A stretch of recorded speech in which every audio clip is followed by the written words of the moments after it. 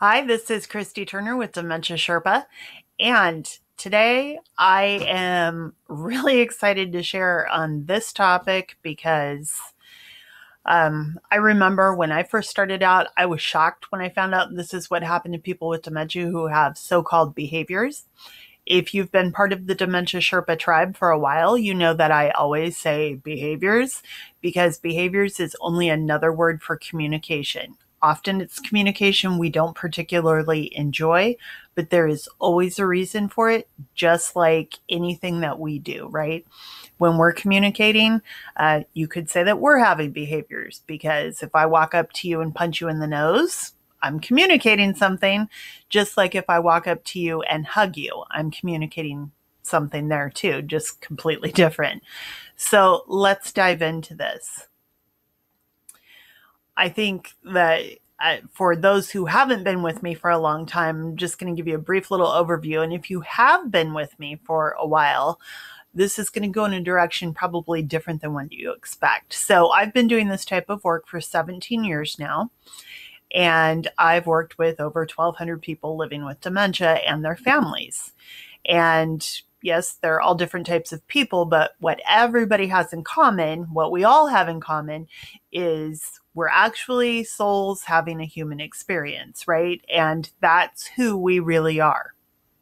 Often we lose track of that.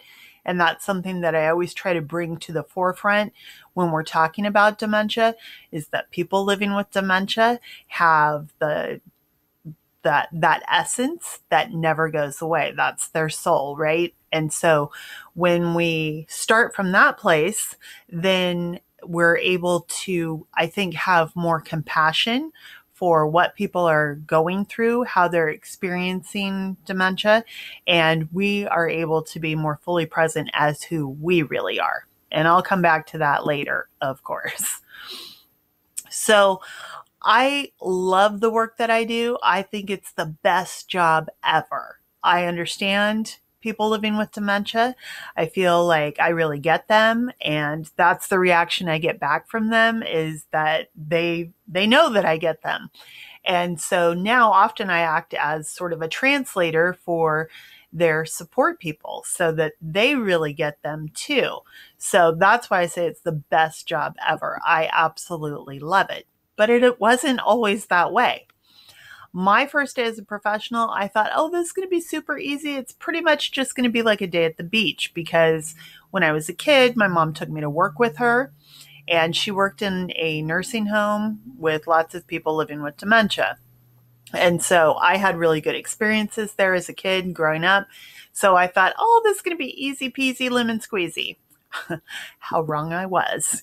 So what happened on my very first day as a so-called professional is that by mid-morning, I had this terrible experience where I was publicly ridiculed, not only by my coworkers, but also by a resident.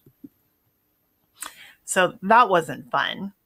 And then by late morning, I had been punched in the jaw and knocked on my butt. Also not fun. And being punched in the jaw hurts a lot. Something that I didn't know before getting punched in the jaw. And so by late afternoon, this really sweet lady that had kind of this really sweet energy had needed help, and I didn't know how to help her. So I had that feeling in the pit of my stomach. Honestly, it was that oh shit feeling.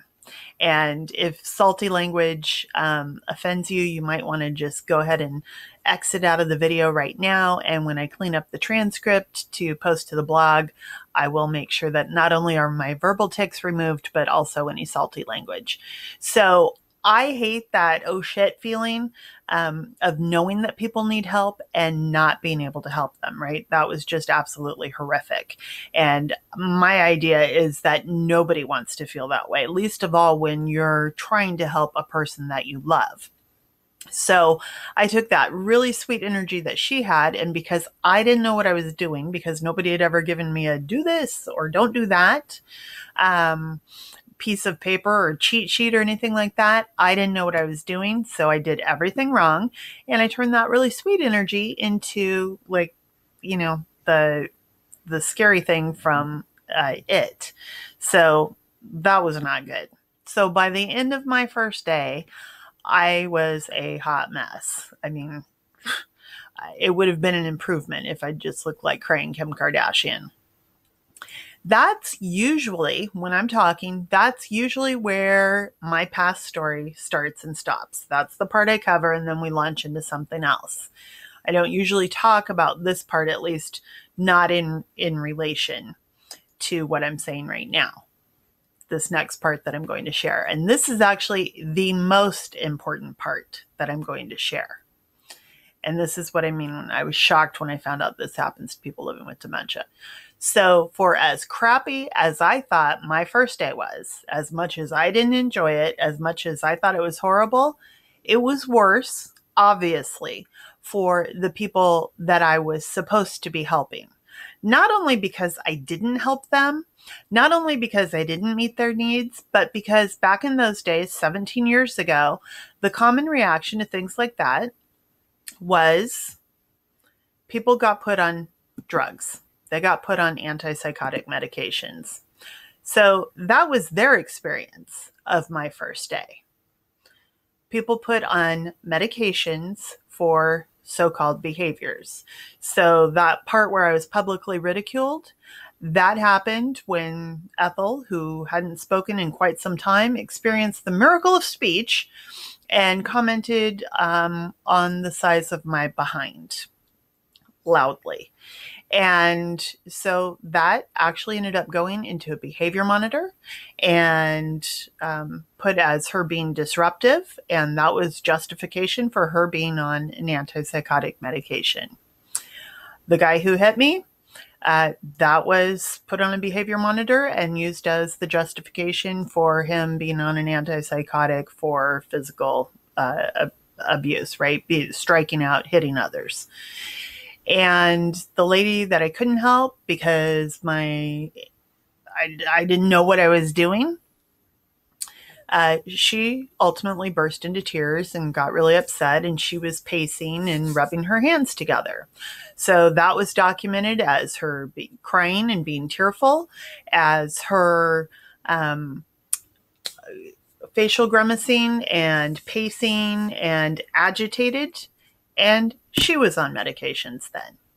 All because I didn't know what I was doing. Now, taking a step back, I didn't know what I was doing because nobody trained me. Nobody told me, do this or don't do that. It wasn't that I didn't want to help. I absolutely did. So what we're going to talk about today is the use of antipsychotic medications and why it's a really bad idea. So, and by the way, these pictures are from Google, but let's take a step back here for a sec and look at what it feels like to have dementia, because this is really important. So a lot of times we hear the word dementia, we think memory loss, which is definitely a part of it, but it's so much more than that. So when you have dementia, your brain is under attack. And this thing that's supposed to be helping you is actually attacking you. It's exhausting. It takes all of your energy to try and figure out what's going on in the environment around you, what other people are trying to communicate to you, what other people are expecting of you, what you're supposed to do in reaction to other people, and how you're supposed to be able to get your needs met when you're not sure how to do that yourself. It's very exhausting. And out of that comes, that whole set of things that are going on, right? With the brain being under attack and trying to get your needs met. The underlying message, the thought behind that is just, please, please help me. You're begging for that, trying to get the help that you need. And when people around you don't understand, as I didn't on my first day, what it is that you're trying to communicate to them, you try charades, right? If they can't understand what I'm saying, if they're thinking the things coming out of my mouth are just nonsense or gobbledygook, then I'll show them what I mean. I'll act it out. I'll get their attention. I'll try charades. And what happens, unfortunately, still to this day, all too often, is that you end up waking up on drugs, which unfortunately makes it even more difficult to communicate. So whatever the unmet need was, whatever the underlying problem was, still exists, but now you really, really can't communicate that underlying need or problem. You can see where it's absolutely awful for a person living with dementia, right? If they are around people who don't get them, who don't understand what's going on for them, who don't see why they would do the things that they do. And so often what happens is the staff in a nursing home or in assisted living or a memory care sell you this vision of, we have a medication that will fix this and everything's going to be fine. So we're going to put them on this medication. It will resolve this problem of verbal outbursts or hitting, striking out, kicking, punching, spitting,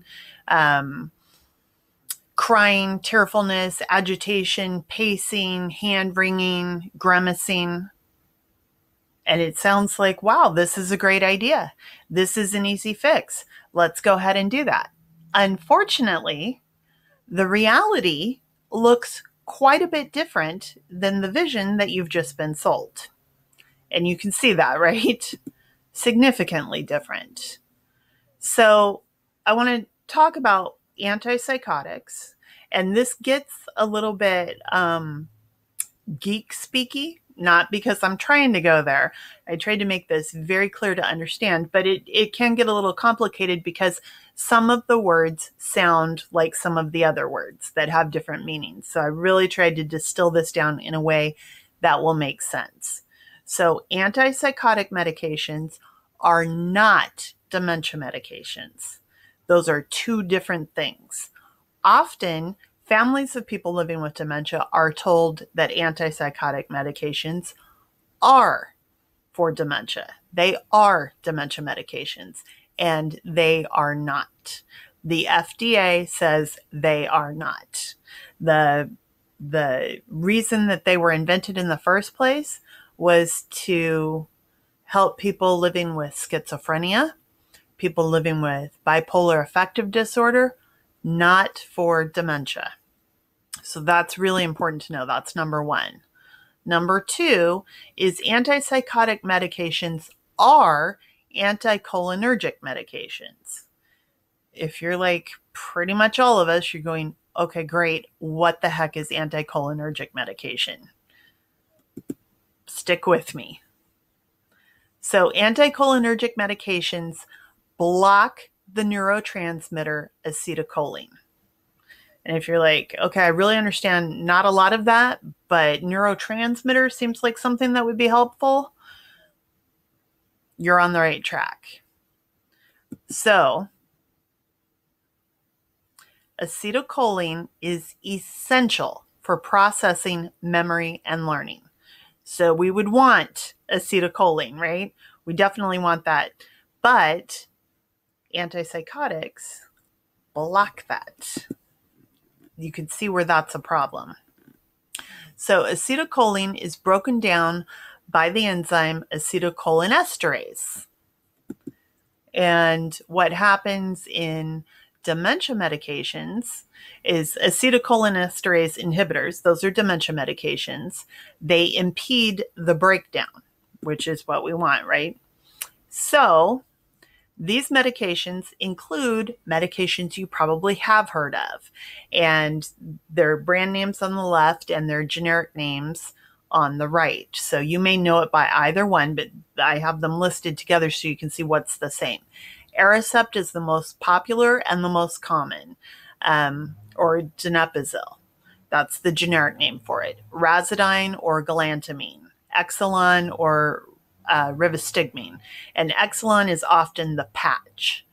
Your loved one may also be on a medication called Namenda or memantine, and that is in a different class altogether. It works differently in the brain. It's not bad, but that's just something we're not going to cover today.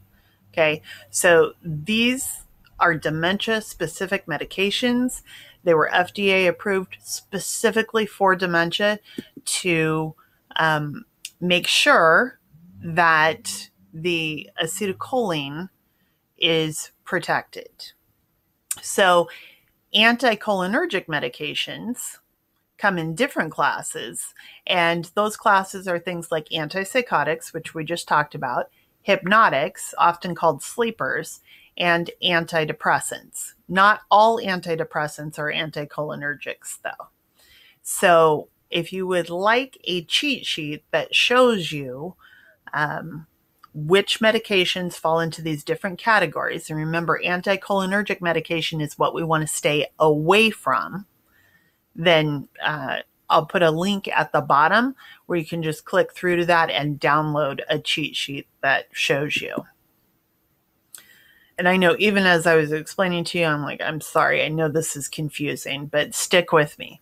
So the great Maya Angelou said, when we know better, we do better, right? And so if we didn't know any of this information, there was no way we could do anything with it. We couldn't possibly do better. But now we know, so we can definitely do better.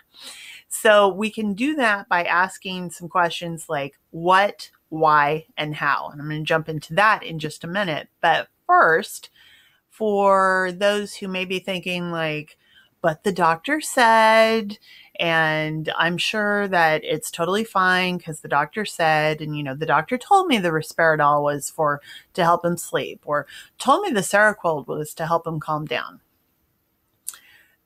When I was a memory care director, we did a 50% reduction in antipsychotics. And some common antipsychotics are the ones you see here pictured: Seroquel, Geodon, Abilify, risperidol. We did a 50% reduction in the use of those medications. And the result was all of the things that we didn't want to see, things like so-called behaviors, right? Altercations between people, hitting, kicking, biting, scratching, punching, name calling, tearfulness, crying, agitation, rubbing hands together, pacing, all of those things went down. People falls went down. People being kind of out of it went down. People sleeping too much went down. All of those things went down. What went up were people being more people coming to programs that we were offering throughout the day, more people being really engaged in the programs we were offering. Appetite went up. Ability to walk went up. Oh, incontinence went down. So everything we wanted to go up did. Everything we wanted less of went down. And our team won an American Healthcare Association National Quality Award at the bronze level. So that was huge. That should give you an idea, like this was definitely on the right track. So we thought a 50% reduction was good. Let's try some more. So we did more. We did an additional 25% reduction, and that increased all of our good results. And so we actually went on to win an American Healthcare Association Gold Award. So that was huge. Big, big, big deal. So if you're skeptical, stick with me because this is proven, right? So here are 5 good questions to ask if the doctor is recommending to you, or the charge nurse is recommending to you, or somebody in the care community is telling you, well, we called the doctor because we think that some Seroquel would help, or some Zyprexa would help, or whatever it is. Here are 5 great questions to ask. Why does my person need to take this medication? Have them get very specific with you, not just for behaviors. Okay, well, what kind of behaviors? Oh, they're agitated? Okay, well, what are they doing to show their agitation? Agitation is a very broad, vague term, right? So I could hit someone and you could say I was agitated. You could bite someone and we could say you were agitated. But what if I'm hitting someone because they're trying to pull my shirt over my head and don't know about my shoulder injury that I've had for 20 years and it's causing me pain? What if you're biting someone because you're perceiving a threat? Is that because you can't see very well? You didn't understand what was happening? Did they have a bad approach?